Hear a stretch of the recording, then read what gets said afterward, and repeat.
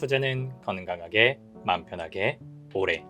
안녕하세요. 케빈 베스만 허정우입니다. 오늘 촬영일자 4월 16일 수요일입니다. 제가 요즘은 계속해서 관세 영향과 상관없이 우리가 장기적인 관점에서 들고 가야 되는, 그리고 장기적인 관점에서 성장할 수밖에 없는 그런 산업들을 찾아 나서고 있는데요. 어떤 영상이 올라갈지 모르겠지만 오늘은 SK 하이닉스에 대한 분석 드려보고자 합니다. 사실은 얼마 되지 않았어요. 최근에 제가 거의 2달 전에 하이닉스 상황을 분석을 해드렸는데 최근에 주가 흐름이 되게 안 좋죠. 그리고 삼성전자랑 비교해 보더라도 주가가 그렇게 힘을 받지 못하고 있는 모습인데, 저는 이런 시기에서 사실은 물론 이해도 됩니다. 하이닉스가 주가가 힘을 못 쓰는 이유도 이해가 되지만, 더 중장기적으로 봤을 때 우리가 하이닉스가 오히려 지금 사는 게 되게 많은 기회가 되게 좋은 기회가 될 수 있겠다는 거의 확신이 있거든요. 그래서 여러분들께 매수 추천을 드리는 건 아닐지라도 긍정적으로 판단할 수 있는 기회가 되지 않을까라는 생각이 들어서 영상 준비해 보겠습니다. 바로 화면으로 가시죠. 먼저 하이닉스 주가입니다. 주가가 그러니까 떨어지는 거는 둘째치고요. 이 변동성을 저는 어떻게 설명을 해야 되느냐. 제가 아마 2년 뒤, 3년 뒤에도 강의를 하고 있을 것 같은데, 그때 제가 하이닉스 차트를 돌아보면서 이때를 제가 과연 어떤 워딩을 써서 어떻게 표현을 하고 어떻게 기억을 해볼까, 이런 것들을 생각을 해보면은 조금 답이 안 나오는 것 같기도 하고, 어떻게 주가가 이렇게 움직일 수도 있지? 우리가 정말 미친 세상에 살고 있구나, 이런 생각이 들어요. 어쨌든 지금 하이닉스 주가에 대해서 설명을 드려보면 121선 밑으로 떨어졌다는 게 저는 굉장히 크다고 생각을 합니다. 물론 우리가 주봉 차트로 보면 또 판단이 달라질 수 있는 여지가 있지만, 어쨌든 최근에 관세로 인한 쇼크, 4월 초 이후에 관세가 제대로 본격적으로 발표가 나고 나서는 121선에서 밑에서 놀면서 상승하더라도 121선을 못 뚫고 내려오는 그런 모습이기 때문에 수급상으로는 분명 그렇게 긍정적이지 않은 그런 상황이에요. 굉장히 안타깝죠. 그럼 첫 번째 이 이야기부터 드려볼게요. 도대체 하이닉스 주가에 왜 이렇게 힘이 없느냐라는 거예요. 일단 첫 번째로는 관세가, 특히 반도체 산업에 대해서 관세가 어떻게 되는지가 아직까지 불확실하죠. 분명히 표면적으로는 면제를 해놨으면서도 트럼프가 엄포를 놓고 있는 게 곧 있으면 무역 수정법이었나요? 무역 그 법 232조 조사를 시작하겠다라고 하면서 반도체 관련 기업들의 주가를 흔들고 있습니다. 그리고 두 번째로는 공매도 재개의 희생자라고도 볼 수가 있죠. 3월 30일 날 공매도가 재개가 됐는데, 아마 많은 분들께서 공매도 재개가 되면 외국인 수급이 들어오면서 오히려 시장이 정상화될 거다라고 생각을 하셨던 것 같아요. 그리고 저도 당연히 그렇게 생각을 했고요. 근데 하필이면 이게 관세라고 하는 그 불확실성이라 만나면서 오히려 외국인들이 굉장히 마음 편하게 셀코리아를 할 수 있게 되는 그런 상황들을 만들어줬습니다.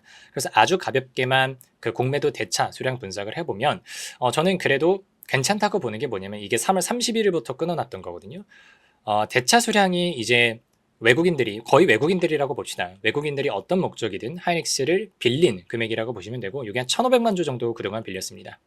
근데 공매도 수량으로 지금까지 나와 있는 걸 보면 1,000만 주 정도를 공매도를 내지 않았습니까? 우리가 보니까 대차 계약을 먼저 체결하고 그 다음에 공매도를 낼지 말지를 결정을 하니까, 대차가 발생했는데 공매도가 아직까지 발생하지 않았다라고 하는 물량에 대해서는 앞으로 공매도가 쏟아져 나올 수 있는 그런 주식 물량이라고 보시면 되는데, 사실은 4월 4일 그리고 4월 9일 날 220만 주 그리고 390만 주 공매도가 나오면서 제가 봤을 때는 상당 부분 그동안 물려 들어와 있었던 공매도 예정 수량은 어느 정도 소화가 된 것 같아요. 또 그 이후로는 어떻게 될지는 또 모르겠습니다만, 어쨌든 4월 15일 기준까지는 하루에 나오는 공매도 수량이 한 16만 주 정도로 지금 안정화가 되어 있는 모습이고, 대차 수량도 급격하게 안정화되어 있는 모습이잖아요. 그래서 앞으로 정말 맥시멈으로 봤을 때 이 대차 수량 전부가 공매도로 나온다라고 하는 보장은 저희가 할 수가 없어요. 일일이 포트폴리오를 따라가는 게 아니기 때문에. 근데 최대한 500만 주 정도는 공매도가 소화가 된다면, 그 이후로는 하이닉스에 대해서 공매도와 관련해서 주가가 눌림을 받는 그런 거는 좀 지나가지 않을까, 이렇게 생각을 해볼 수가 있어서 긍정적으로 조금 기다려 보셔도 좋겠습니다. 세 번째로는 아무래도 작년 한 해 동안 삼성전자가 워낙 많이 떨어졌다 보니까 최근에 주가가 더 이상 떨어질 데가 없다라고 보는 것 같아요. 그래서 삼성전자 주가에 대한 바닥을 확인하다 보니까 아무래도 국내 시장에 있어서는 삼성전자하고 하이닉스가 대체적 관계에 있지 않습니까? 그러니까 어느 정도는 삼성전자의 수급이 조금 쏠려 있는 상대적으로 그런 모습들이 나오고 있어서 대체적으로의 수급이 이탈이 되면서 하이닉스가 조금 매수 힘을 못 받는 그런 과정이라고도 해석해 볼 수가 있고요. 네 번째로는 그냥 전반적인 수급 차원에서는 하이닉스가 어쨌든 시총 기준으로 우리나라 2등 아니겠습니까? 그래서 워낙 큰 기업이다 보니까 외국인 수급의 영향을 되게 많이 받는데, 어쨌든 지금 외국인들이 심리적으로 되게 위축되어 있고 쫄아 있습니다.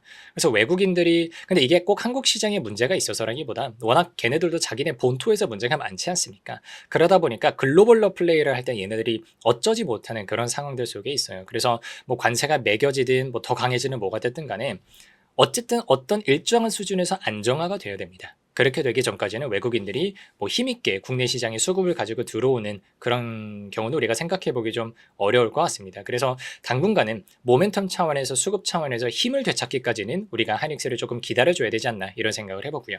그럼에도 불구하고 제가 하이닉스에 대해서 계속해서 기다려야 된다. 그리고 우리가 인내심을 가지고 있어야 된다. 좋다라고 표현을 드리는 이유를 차근차근 설명드려 보겠습니다. 먼저 디램 시장 한번 볼까요?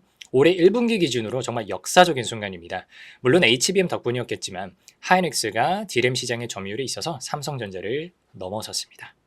36% 달성했고요. 삼성전자는 34%였습니다. 이게 정말 그동안 하이닉스가 삼성전자를 뛰어넘기 위해서 사실은 여러분들은 그리고 우리는 실적 차원에서는 최근 뭐 1년, 2년 정도의 수출을 보겠지만 저는 그동안 하이닉스를 따라왔던 입장에서 정말 5년, 6년, 7년 동안 준비를 해서 이 결과를 만들어냈거든요. 그래서 정말 개인적으로 하이닉스에 정말 축하한다는 메시지 보내드린과 동시에 우리도 하이닉스의 이 저력에 대해서는 다시 한번 생각해 볼 필요가 있어요.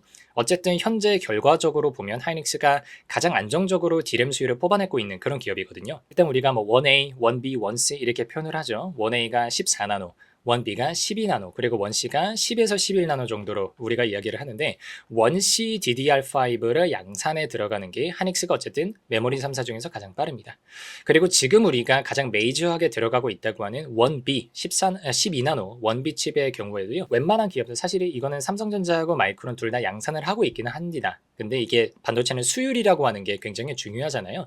1B 수율에 있어서는 하이닉스가 정말 압도적이라고 보시면 됩니다. 그리고 세 번째로 우리가 이제 1A, 1B, 1C 이렇게 넘어오면서 그 미세 공정, 밸류 체인 안에서도 테크 마이그레이션이라고 하는 게 이루어져야 돼요. 그러니까 장비도 최적화가 되면서 좀 바뀌고 교체가 돼야 되고 그거에 맞춰서 소재 부품도 움직여줘야 되는데 그걸 가장 안정적으로 플래닝을 가져가고 있는 회사가 현재로서는 하이닉스입니다. 그래서 디램 시장에 있어서 우리가 커머디티 디램이라고 하죠. 그러니까 BHBM이라고 생각을 해봅시다. 이쪽 시장에서도 하이닉스가 물량만 놓고 봤을 때는 뭐 삼성전자에 밀린다라고도 볼 수 있겠지만 사실 알맹이가 있느냐 관점에서는 하이닉스가 분명히 앞서 있는 상황이고 삼성전자에게 시간이 필요한 상황이다 이렇게 보시면 되겠습니다. 랜드 플래시나 SSD 쪽도 볼까요? 지금 하이닉스 같은 경우는 랜드 플래시는 우리가 항상 그 고단층 싸움이라고 말씀을 드리잖아요. 랜드 플래시는 현재 하이닉스가 321단입니다. 삼성전자는 290단이고 근데 물론 진짜 싸움은 올해 하반기부터 있을 거예요. 올해 하반기에 하이닉스가 400단을 쌓겠다고 하고요. 삼성전자가 그동안 조금 절치부심하고 하반기에 430단을 낸다라고 하니까 어쨌든 현재 기준으로는 하이닉스가 단수로는 앞서 있긴 하지만 올해 하반기 때 기술 경쟁이 어떻게 되느냐를 따라가 보고 있다는 점에서 어쨌든 비등비등한 상황이다라고 보시면 되겠고 하지만 낸드 플래시 업황 자체는 SSD를 못 따라가고 있는 것이 사실이죠. SSD는 낸드 플래시를 좀 모듈화한 형태라고 보시면 되는데 저희가 지금 가장 핫하다라고 하는 섹터는 ESSD, 엔터프라이즈 SSD입니다. 근데 이쪽에서는 하이닉스가 자체적으로도 굉장히 잘하고 있지만 인텔의 솔리다임을 지금 자회사로 두고 있죠. 솔리다임에서 ESSD 초고 용량 모듈 같은 경우는 제가 알기로 솔리다임이 삼성보다도 좀 잘하는 측면들이 있는 걸로 알고 있습니다. 그러다 보니까 패키지된 형태 그리고 최종 제품, 최종 수요 제품 형태인 SSD 차원에서도 하이닉스가 굉장히 잘하고 있습니다. 뭐 HBM에 대해서는 뭐 하도 뉴스가 많아서 제가 뭐 엄청 기술적인 거지 말씀드리지 않아도 대략 감을 잡으실 것 같아요. 어쨌든 지금 가장 많이 쓰이고 있는 게 HBM3E죠. 근데 3E 관련해서 삼성전자는 엔비디아 퀄테스트로 통과한 건 8단까지는 통과를 해놨는데 12단이 가장 많이 쓰이고 있는데 12단이 아직 통과를 못했습니다. 마이크론 같은 경우는 HBM3 12단을 엔비디아에 공급하고 있기는 하지만 캐파가 부족해요, 얘네들.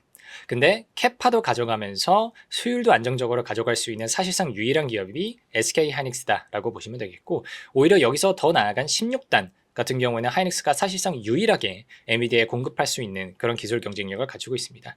그러다 보니까 3E를 잘하다 보니까 당연히 HBM4라든가 4E 같은 경우도 가장 빠르게 돌입하면서 계속해서 엔비디아와 긍정적인 관계를 구축해 나갈 수 있겠죠. 그래서 제가 뭐 초창기에 생각을 했을 때는 하이닉스의 HBM 쪽에서의 경쟁력을 특히 삼성전자가 굉장히 빠르게 따라잡을 거라고 생각을 했었는데 생각보다 못 따라오면서 삼성전자가 단순 캐파 차원에서는 하이닉스보다 훨씬 더 대규모 정말 덩치가 큰 회사임에도 불구하고 알짜배기 차원에 있어서 삼성전자가 하이닉스를 못 따라가고 있고 제가 조금 더 스터디를 해보니까 앞으로도 당분간은 못 따라갈 것 같기는 하더라고. 이건 제가 단정할 수는 없지만 제가 스터디한 바에 따르면 당분간 하이닉스의 경쟁 우위가 뒤집어질 것 같진 않다. 이렇게 표현드리겠습니다. 근데 이런 이야기를 하시는 분들이 있어. 어쨌든 레거시 반도체, 사실 우리가 레거시 반도체라는 말을 많이 쓰지는 않습니다. 보통 커머디티 반도체라는 말을 써야 되는데 커머디티 반도체 업황이 턴어라운드 하고 있는 게 거짓일 수도 있겠다. 이런 이야기를 하시는 분들이 있어서 최근에 제 생각을 좀 정리 드려보려고 해요. DDR 쪽, 그러니까 D램 쪽에서는 제가 DDR5 16기가 가격을 계속해서 따라가고 있고, 낸드 쪽에서는 이제 64기가 쪽 요 패키지를 가격을 따라가고 있는데, 가격이 계속해서 올라갑니다. 3월 7일 날 DDR5 가격이 $5였는데 지금 $5.3고요. 그리고 낸드 같은 경우는 3월 7일 날 $4.446였는데 지금은 $4.698까지 올라와 있습니다. 이게 여러분들이 이게 그렇게 큰 차이가 아니라고 보실지도 모르겠지만 이거를 일자별로 나와 있는 테이블들이 있거든요. 트렌드포스나 이런 자료들을 찾아가 보면 거의 매일 올라간다는 걸 보실 수가 있어요. 그래서 우리가 반도체 업황에 대해서 판단을 하는 건 그 ASP, 반도체 ASP를 가지고 판단을 하는 게 되게 많은데, 사실은 올해 2월, 1월 정도서부터 해가지고 계속해서 가격이 올라왔기 때문에 가격을 놓고 봤을 때는 반도체 업황이 턴어라운드 하는 거 맞는 것 같다라는 해석을 꺼내들 수가 있는데, 여기서 태클이 들어올 수 있는 게 뭐냐면, 야, 관세가 곧 있으면 부과가 되는 거기 때문에 우리가 3월까지는 선주문이 물량이 많이 들어온다. 그래서 단기적으로 매수세가 붙어서 반도체 가격이 올라간다. 물론 일리가 있습니다. 근데 저는 작년 하반기서부터, 특히 4분기서부터 중국의 이구환신 정책도 그렇고, 그리고 최근에 사실은 IT 기기가 붐업이 있었던 게 21년도였거든요. 근데 웬만한 우리 IT 기기들이 사실 수명이 평균적으로 4년을 넘기가 그렇게 쉽지가 않습니다. 그래서 우리가 뭐 교체 수요가 아주 많지는 않더라도 제품이 슬슬 망가질 때가 됐습니다. 제가 알고 있는 IT 기기 사이클에 따르면. 그러다 보니까 반강제적 교체 수요도 충분히 들어올 때가 됐기 때문에 우리가 요 관세라고 하는 이 불확실성 시기를 지나가게 됐을 때 충분히 수요 증가를 조금 테스트를 해볼 수도 있는 그런 구간이라고 생각을 합니다. 그래서 2분기까지는 저는 반도체 ASP는 어느 정도 올라갈 거라고 생각을 하고요. 3분기에 대해서는 아직까지는 잘 모르겠습니다. 근데 3분기도 만약에 반도체 가격이 계속해서 올라가 준다라고 하면 이건 정말 전방위적으로 HBM뿐만 아니라 커머디티 반도체 업황도 개선이 되고 있는 것이기 때문에 하이닉스에 대해서도 우리가 기대를 해볼 수 있겠다, 이런 생각 드려봅니다. 그리고 제가 무엇보다 사실 지금 하이닉스에 대한 콜을 제 오프라인 강의 현장에서도 외치는 이유는 여기에 있습니다. 사실은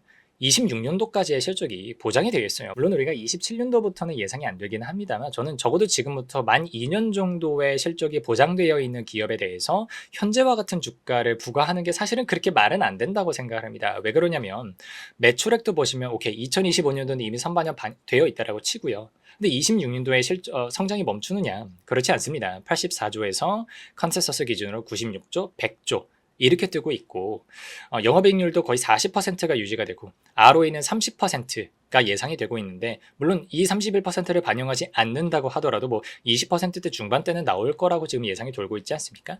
근데 이렇게 고성장하고 있는 기업에 대해서 우리가 2024년도 상반기 때 한번 주가를 반영했다고 해서 지금 이 정도까지 떨어지느냐? 여기서 말하는 이 정도라고 하는 게 트레일링 PE 6.6배, 포워드 PE 5배도 안 되는 이 상황까지 떨어지는 게 과연 말이 되느냐라고 하면 저는 말이 되지는 않는 그런 가격대에 들어와 있다고 생각을 합니다. 그래서 밸류에이션 관점에서도 적어도 우리가 뭐 27년도 실적이 꺾이면 그때 꺾이더라도 그 전까지는 우리가 한 번의 기회 정도는 있지 않겠느냐, 이런 생각들을 해봅니다. 오늘 영상 정리드려 보겠습니다. 하이닉스에 대한 분석 함께 해봤고요.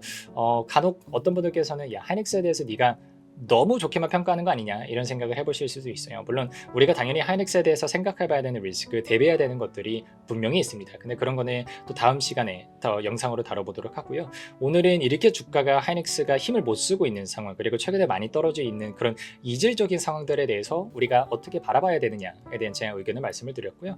결론부터 드리면 저는 지금 가격대는 말이 안 된다고 생각을 합니다. 하이닉스가 여전히 굉장히 잘하고 있고 기술적으로 너무나 앞서가고 있는, 그러면서도 캐파를 지켜가고 있는 상황이기 때문에 관세로 인한 글로벌 볼라틸리티, 불확실성이 들어온다고 해서 이 정도 가격까지 떨어지는 건 조금 억울하지 않겠느냐, 이런 생각이 들어서 영상을 찍어봤고요. 또 반대 의견 가지시는 분들도 계실 것 같습니다. 얼마든지 편하게 댓글에 남겨주시면 저희가 소통하는 기회 가져보면 너무나 좋을 것 같습니다. 서로 배워가는 그런 채널이 됐으면 좋겠고요. 오늘은 여기까지 하겠습니다.